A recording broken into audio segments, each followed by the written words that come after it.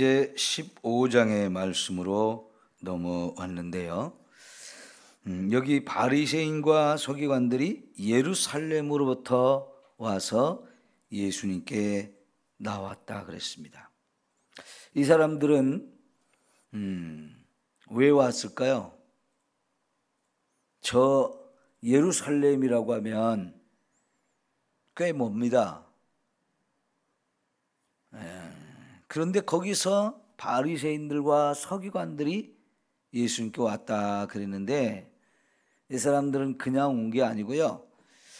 당시에 유대인들의 자치기구인 산헤드린 공의회라는 것이 있는데 오늘날 우리로 말하면 국회의원과 같은 거예요.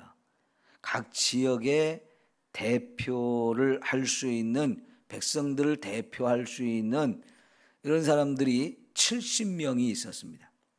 그 사람들이 산헤드린 공의회라는 것을 조직해 가지고 유대인들을 위한 여러 가지 자치, 입법, 행정 이런 것들을 맡아서 하던 사람들인데 그들이 조사할 수 있는 사람들을 보낸 거예요.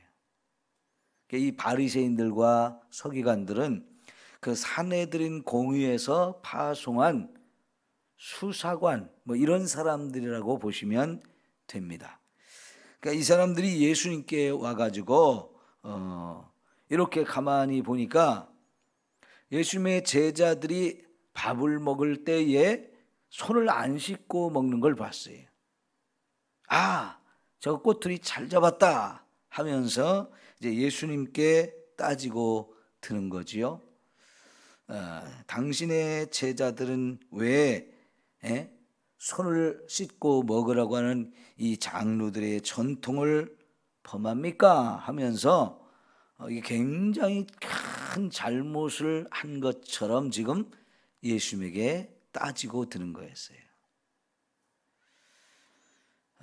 여러분, 예수님이 이제 마태복음은 지금까지 우리가 봤을 때 예수님의 이 3년간의 공생애가 거의 이 갈릴리 지역을 중심으로 해서 사역을 하신 것만 나오고 있어요. 그러나 이제 요한복음이나 다른 복음서들을 보게 되면 예수님이 이 줄로 갈릴리에서 사역을 하시다가도 몇 번에 걸쳐서 예루살렘에 갔다 오신 적이 있습니다. 명절에 1년에 명절이 몇 번씩 있잖아요. 중요한 3대 절기뿐만 아니라 또 다른 여러 절기들이 있어서 그 절기들 때는 예수님이 이제 예루살렘에 가셨어요. 거기서도 사역을 펼쳤죠. 그러다 보니까 이제 갈릴리에서부터 소문이 많이 퍼져 나가기도 했고 예수님이 이렇게 예루살렘에 가서 사역도 하셨고 그래가지고 이제 이 갈릴리 사람들만이 아니라 유대 중심의 예루살렘 중심의 유대 땅에도 예수님이 꽤 많이 알려지게 된 거죠. 그런데 갈릴리 사람들이나 유대 사람들이나 바리새인들과 서기관들 이 사람들은 예수님에 대해서 좋은 감정이 아니었어요. 앞에서도 우리가 여러 번 이 바리새인과 또 서기관들하고 여러 번 이렇게 부딪히고 논쟁이 있었던 것을 우리가 확인을 했었죠. 근데 지금 여기 예루살렘에서 온 사람들은 그냥 바리새인 서기관들이 아니고 산헤드린 공의에서 정식으로 파견을 한 수사의 의지를 가지고 온 사람들이다라고 볼 수가 있어요. 그 사람들 눈에는 지금 불을 켜고 막 뭔가를 이렇게 찾아내려고 하는 이런 입장인데 마침 식사를 하는데 손을 안 씻고 식사를 했다는 거죠. 그런데 이것은 장로들의 전통에 의하면 반드시 식사를 하기 전에 손을 씻고 먹어야 된다. 그래야 우리 깨끗한 손으로 식사를 하고 깨끗한 음식을 먹을 때 우리가 거룩하다 이렇게 가르쳤던 겁니다. 자, 여러분, 우리가 이제 레위기서를 보게 되면 제사에 대한 가르침을 끝나고 나면 그 다음에 우리 몸을 정결하게 하기 위한 여러 가지 내용을 가르치죠. 우리가 정한 음식을 골라서 먹어야 된다는 얘기들이 나오잖아요.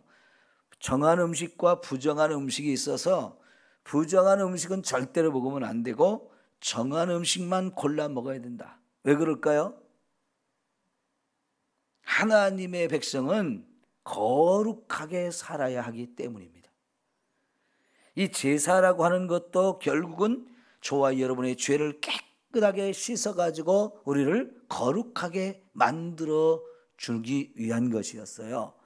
그래서 우리의 죄를 짓게 되면 반드시 그 죄를 하나님 앞에 가서 회개하면서 그 죄를 정결하게 씻음을 받아야 되는데, 여러분 그 정결하게 씻음 받기 위해서는 죄의 싹은 사망이라고 했기 때문에 나를 대신해서 죽어주는 생명이 필요해요. 그래서 거기 소와 양, 염소 이런 제물들을 나를 대신해서 죽여가지고 하나님 앞에 제사를 드려서 우리가 정결하게 씻음을 받는 거지요. 자, 그렇게 해서 정결하게 씻음을 받았으면 이건 거룩한 거예요. 하나님의 백성은 그렇게 해서 죄 지을 때마다 자꾸 회개해가지고 거룩한 모습으로 살아야 되는데, 이 거룩해진 자는 먹는 것, 입는 것, 또 사람 만나는 것 다 거룩하고 부정한 것을 구별해가지고 거룩한 것만을 취하는 이런 삶을 살아야 되죠. 그래야 이제 계속해서 우리가 거룩한 삶을 살 수 있는 거예요. 자, 이런 하나님의 율법의 말씀이 있는데, 자, 이런 말씀들을 배워가지고 이제 거룩하게 살면 되는데, 이제 유대인의 이런 바리새인이나 서기관 혹은 장로 이런 사람들이 말씀을 많이 연구하고 또 그 말씀대로 살려고 하는 진지한 노력을 하면서 거기서 여러 가지 말씀을 가지고 해석하는 내용들이 하나씩 둘씩 쌓이면서 그것을 장로들의 전통이라고 하는 그런 이름으로 이 굉장히 많은 내용이 만들어졌어요. 그 중에 하나가 이렇게, 여러분 밥을 먹을 때는 반드시 손을 씻고 먹어야 된다라고 하는 것이 이제 만들어진 거죠. 그런 전통을 굉장히 중요하게 여겼는데 얼만큼 중요하게 여겼느냐? 여러분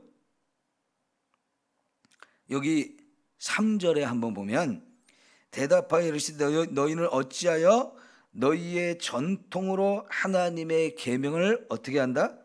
범하느냐 그랬죠. 자, 저를 잠깐 보세요. 하나님의 말씀이 있어요. 그리고 그 말씀을 해석하는 과정 속에서 만들어진 장로들의 전통이라는 게 있어요. 그러면 여러분 생각할 때 하나님의 말씀이 더 권위가 있습니까? 아니면 그걸 해석하면서 나온 장로들의 전통이 더 권위가 있습니까? 하나님 말씀이 분명히 권위가 있는 거죠. 그런데 지금 여기서는 이제 유대인들이 그 하나님의 말씀보다도 자기들이 해석하면서 만들어 놓은 이 전통, 이거를 더 권위를 두었단 말이에요. 이거는 말이 안 되는 거죠. 여러분 이게 매우 중요한 문제인데요. 아무리 권위가 있는 사람들이 성경을 해석했다 할지라도 그것은 결단코 하나님 말씀을 앞설 수가 없는 거예요. 그런데 사람들은 그 하나님 말씀보다 뭔가를 자꾸 더 높이려고 하는 이런 것들을 자꾸 만들어내요. 여러분, 제가 한신대학교 갔을 때 한 교수님이 이런 얘기를 하시더라고요. 어느 목사님이 새로운 교회에 부임을 했는데 이 피아노가 강대상 바로 앞에 여기에 놓여 있더라는 거예요. 여러분 생각할 때 이게 정상적인 것 같아요? 비정상적인 것 같아요? 누가 봐도 이거는 비정상적인 것 같잖아요. 피아노는 이 자리에 있어야 돼요? 이 자리에 있어야 돼요? 이 자리에 있는 게 훨씬 맞는 거지요. 여기에는 강대상이 있어야 할 자리예요. 그래서 하도 이상해가지고 이 목사님이 이 피아노가 왜 이 자리에 있느냐고, 저쪽 옆에 있어야 되는 거 아니냐고 이렇게 몇몇 성도들한테 물어봤더니 성도들이 목사님 이러더래요. 그래서 뭔 소리냐고 그랬더니 그거요, 아무개 장로님이 사다 놓으신 거예요. 근데 그 장로님이 그 교회에서 굉장히 좀 힘을 가지고 계신 장로님인 거예요. 그래가지고 전에 계시던 목사님도 이게 이 자리에 있으면 안 된다고 하면서 싹 옆으로 밀어다 놨더니 장로님이 그냥 놀래가지고 목사님 가시게 만들었대요. 그 말을 들으니까 목사님이 고민을 많이 했겠죠. 이 피아노를 어떻게 저쪽으로 옮길 수 있을까? 한꺼번에 딱 옮겼다고 하면은 그 목사님도 이제 장로님한테 자꾸 시달림을 당하고 힘들다가 자기도 떠나야 되는 거 아닌가 고민이 되는데, 이걸 여기다 놓을 수는 없고, 그래서 하루에 1cm씩 밀었대요. 하루에 1cm씩 밀다 보니까 어느덧 옆으로 갔는데, 옆으로 간 건 맞는데 이상하다, 언제 저기 갔지? 이렇게 돼버려가지고 아무도 그 문제에 대해서, 장로님도 피아노가 왜 저기로 갔냐고 말씀을 안 하신 거예요. 여러분, 정말 그게 있어야 할 자리에 있어야 되는데, 여러분, 우리가 강대상이 여기 하나 있었고 여기 하나 있었고 양쪽에 있었죠. 근데 제가 왜 이걸 이렇게 밑으로 내려놨느냐, 또 어떤 곳에 가면 이렇게 양쪽에 있고 또 여기에 또 하나 있는 거 있죠. 왜 그렇게 됐을까요? 여러분, 이거는 굉장히 신학적으로 중요한 문제일 수도 있는데, 예배에서, 우리의 예배에서 가장 중요한 것이 뭐냐라고 하는 것을 말하는 거예요. 강대상을 이 자리에 놓는 이유는 하나님의 말씀을 예배 가운데 제일로 중요하게 생각하기 때문인 겁니다. 근데 죄송합니다마는 장로님들이 대표 기도를 하게 되면서 이 강대상과 장로님들이 기도하는 이 강대상을 분리하는 걸 원하고, 또 그것을 설교하는, 말씀 설교하는 단과 기도하는 단을 같은 위치에 놓기를 원하는 분들이 생기면서 강대상이 두 개가 생긴 거예요. 그건 아니죠. 하나님 말씀을 제일로 중요하게 여기기 때문에 하나님 말씀이 선포되어지는 이 강대상을 가운데다 놓는 것이 신학적으로 원리가 맞는 거거든요. 그럼 여기다 놓는 강대상은 또 뭡니까? 말씀을 또 펼쳐놓는 상을 놓기도 하고 성찬식 상을 여기다 놓기도 하는데, 원래 캐톨릭은 이 말씀을 선포하는 강대상이 없고 성찬식을 행하는 강대상만 있었어요. 원래 말씀을 펼쳐놓는 강대상은 캐톨릭에는 없었습니다. 근데 캐톨릭의 그런 전통이 교회 안으로 들어오면서 이 말씀을 선포하는 강대상과 성찬식을 행하는 강대상이 두 개가 따로 만들어지면서 결국은 말씀과 성찬을 같은 위치에 놓는 이런 생각들이 자꾸만 들어오게 된 거예요.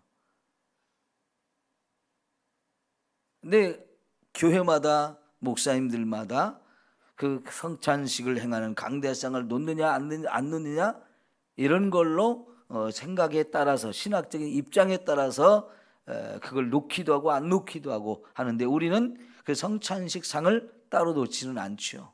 성찬식도 중요하지만 그보다 더 중요한 것은 하나님의 말씀을 선포하는 것이 더 중요하기 때문에 이 강대상, 말씀 선포하는 강대상 하나만 놓게 되는데, 요즘에는 캐톨릭도요 성찬식을 행하는 성찬상과 더불어서 예배 중에 하나님 말씀을 선포하는 이 강독할 수 있는 강대상을 또 같이 놓게 됨으로 인해서 캐톨릭에 많은 변화가 왔지요.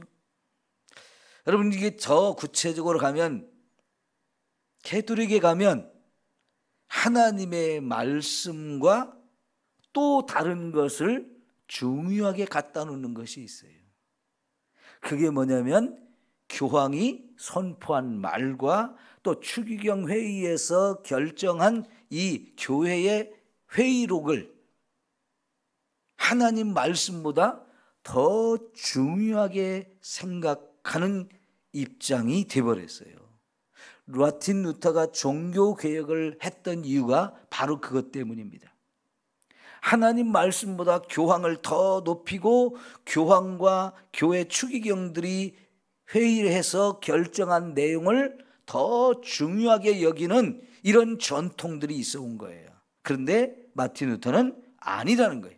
두 개가 같이 있다 할지라도 그 중에 더 중요한 거 오직 하나님 말씀밖에 없다 하면서 교황의 말을 높이고 또 회의에서 결정한 내용을 더 중요하게 여기던 이것이 완전히 잘못됐다고 하는 것을 지적하면서 결국은 종교를 개혁하는 이런 입장이 되어버린 거예요.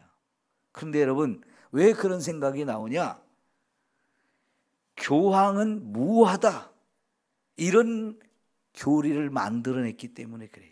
교황은 무오하다, 교황은 잘못을 범할 수 없다라고 한 거예요. 근데 여러분, 교황이 사람이에요? 아니에요? 사람이죠. 그러면 사람이면 성경에 모든 사람은 죄인이라고 그랬죠. 모든 사람은 죄인이라고 했어요. 그 모든 사람 속에 교황이 들어갈까요? 안 들어갈까요? 들어가죠. 그러면 당연히 교황도 사람이기 때문에 죄를 범하는 건데, 로마 교황청에서는 교황은 절대로 죄를 범할 수 없다, 잘못을 범할 수 없다, 이렇게 교리를 만들어냈어요. 그러다 보니까 교황이 하는 말은 하나님 말씀보다 더 큰 권위를 인정하게 되고 더 큰 권위를 갖게 돼요. 그러면 하나님 말씀은 이렇게 말했는데 교황이 또 다르게 말했어요. 그럼 두 개가 충돌이 왔어요. 그러면 어느 것을 더 중요하게, 어느 것이 더 권위 있다고 생각했느냐? 하나님 말씀보다 교황의 말이 더 권위 있다라고 자꾸 주장을 하게 되면서 성경에는 없는, 성경과는 다른 많은 교리들이 만들어지게 되는 거예요. 그게 대표적으로 교황 무오설이 되는 거고요. 또 마리아를 자꾸만 높여가지고 마리아를 예수님보다 더 크게 만드는 거예요. 근데 지금은 전 세계 캐톨릭이 마리아와 예수님이 공동 구세주다라고 하는 그런 논리를 펴고 있어요. 여러분, 우리의 구세주는 예수님 말고 또 있나요? 그렇죠, 한 분이지요. 예. 예수님밖에는 우리의 구세주가 없어요. 그런데 성당에서는 예수님과 마리아를 공동 구세주라고 만든단 말이에요. 마리아가 우리를 위해서 뭘 했는데요? 하나님이 선택해서 하나님의 아들을 이 땅에 보내는데 임신하고 육신의 어머니가 되어서 그를 길러내는 이런 역할을 하나님이 맡겨주시긴 했지만 그 마리아가 하나님은 절대로 될 수가 없는 거잖아요.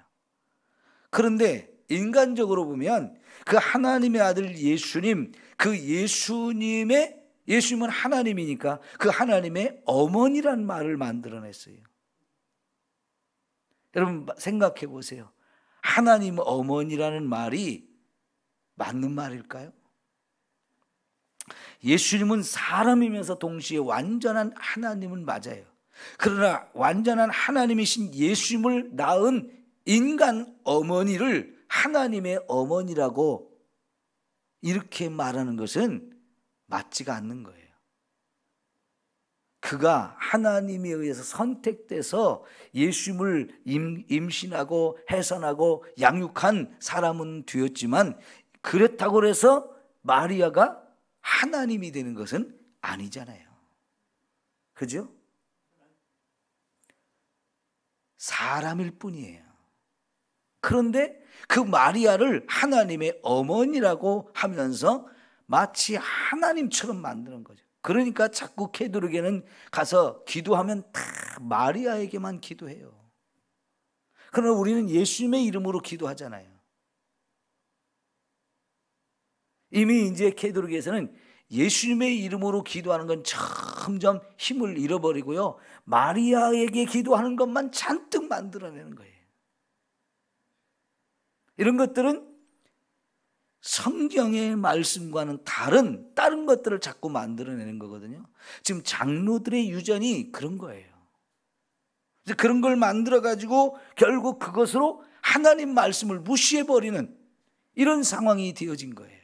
예수님 바로 그 부분을 지적하면서 오히려 예수님에게 잘못됐다고, 제자들을 잘못 가르쳤다라고 하면서 예수님도 잘못된 사람이라고 이렇게 공격을 하는 그들에게 본질적으로 이 바리새인들과 서기관들이 장로들의 전통을 앞세워서 하나님 말씀을 무시하고 있는 부분들을 오히려 이야기를 하고 계시는 거예요. 여러분, 지금 장로들의 전통이라고 하면서 손을 씻고 밥을 먹어야 된다고 하는 이거는요, 아주 지엽적인 거예요. 근데 지금 예수님이 말씀하시는 것은 하나님의 말씀을 무시해버리는, 하나님 말씀보다 사람이 만드는 걸 더 권위를 주고 그거를 가지고 하나님 말씀을 짓밟고 무시해버리는 이 본질적인 부분, 이거는 결코 용납될 수 없는 완전히 잘못된 거지요. 여러분, 우리가 지금 장로교회거든요. 그죠? 장로교회. 원래는 이 장로교회라는 말보다는 개혁교회라는 말이 더 맞아요. 그래서 장로교회라는 말의 의미는 개혁교회라는 말이거든요. 우리나라 사람은 그걸 좀 잘 몰라요. 목사님들이 잘 안 가르쳐가지고. 그래서 우리는 한번 따라할까요? 개혁주의. 예. 이 장로교회라는 말은 원래 그 의미가 가지고 있는 게 개혁주의라는 뜻이에요. 개혁주의라는 건 뭐냐면, 교회는 얼마든지 잘못될 수 있기 때문에 이것을 개혁해 나가야 된다는 거죠. 왜냐하면 교회 안에 있는 저와 여러분들이 다 죄인이다 보니까 자꾸만 우리도 잘못하는 것이 나오는 거예요. 그래서 죄인들이 모여서 이렇게 함께 이루어 나가는 교회 공동체 안에 자꾸만 잘못된 것들이 들어올 수 있다는 얘기죠. 그거를 우리가 자꾸 깨달아가지고 그걸 자꾸 찾아가지고 잘못된 것을 다시 회개하고 말씀으로 돌아가는 이 개혁하는 일을 끊임없이 해야 되는 게 개혁교회인 거예요. 여러분, 그 말이 맞는 것 같아요? 틀린 것 같아요? 자, 예를 들어서 지금 우리 장로님들과 제가 당회라는 걸 구성해서 이 장로들에 의해서 운영되어지는 게 장로교회입니다. 그러니까 여러분이 생각할 때는 장로교회는 장로 중심의 교회, 이걸 생각을 하는데, 교회를 운영하는 건 그렇게 하는 거지만은 이 장로교회라는 것은 원래 의미가 뭐냐면 개혁교회라는 거예요. 근데 장로님들이, 저도 장로고 또 장로님들도 장로인데, 이 장로가 모여서 당회를 하고 거기서 결정을 해가지고 교회 운영을 이렇게 해나가는데, 당회에서 결정하는 게 항상 옳을까요? 틀릴 수도 있을까요? 중요하지만 그게 절대적으로 옳은 결정만 하는 건 아니라는 거예요. 때로는 잘못 결정할 수도 있어요. 근데 당회에서 이렇게 결정을 하고 교회에 이렇게 발표를 했을 때 성도들이 목사님 그거는 좀 문제가 있는데요, 이렇게 하면 안 될까요? 이렇게 이의를 제기할 수도 있단 말이죠. 왜 그렇습니까?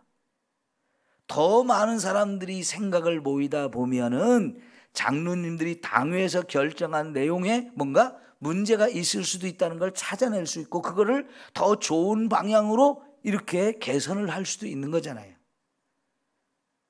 그러니까 아무리 장로님들이 여럿이 모여서 의논을 많이 고민하면서 했다 할지라도 완벽한 것은 있을 수가 없는 거예요. 거기도 뭔가 문제가 있을 수도 있다는 얘기예요. 그러니까 그거는 결단코 장로들이 당회에서 결정한 내용이라고 해서 절대적인 권위를 가질 수는 없고요, 하나님 말씀보다 그게 더 권위를 가질 수는 없는 거예요. 교회도 얼마든지 잘못되는 부분들이 있을 수 있기 때문에 우리는 끊임없이 우리의 잘못을 찾아서 개혁하는 교회가 되어져야 하는 거거든요. 그런데 지금 예수님 당시에 이 유대인들의 바리새인과 서기관들은 자기들이 만들어낸 이 전통, 성경을 해석하면서 만들어낸 전통, 이것을 하나님 말씀보다 더 중요하게 하면서 결국은 그 장로들의 전통을 가지고 하나님의 말씀을 짓밟는 이런 일들을 하게 된 거죠. 예수님은 그거를 문제 삼은 거예요. 보세요. 본질적인 게 있고 지역적인 게 있죠. 이 본질적인 것은 절대로 변해서는 안 돼요. 그 본질적인 것이라는 건 결국 하나님 말씀이에요.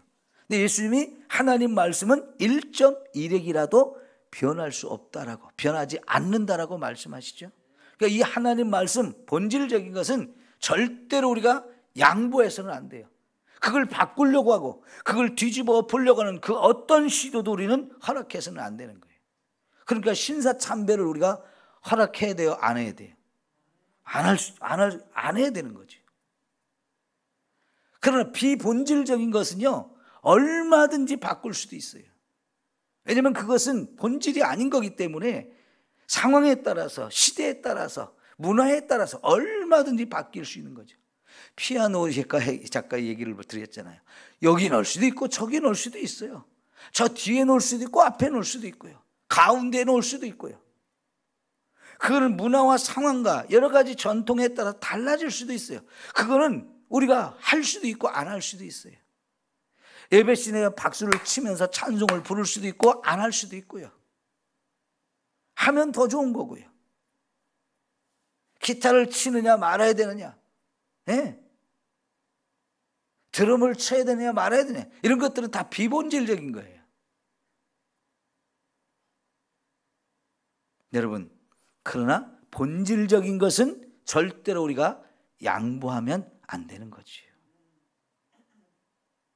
이런 것을 우리가 구분을 해서 정말 무엇이 중요한지, 우리가 중심에다 무엇을 놓고 가야 되는지 그걸 잘 깨달아야 되는데, 결국은 하나님 말씀 외에는 우리가 더 중요한 게 없어요.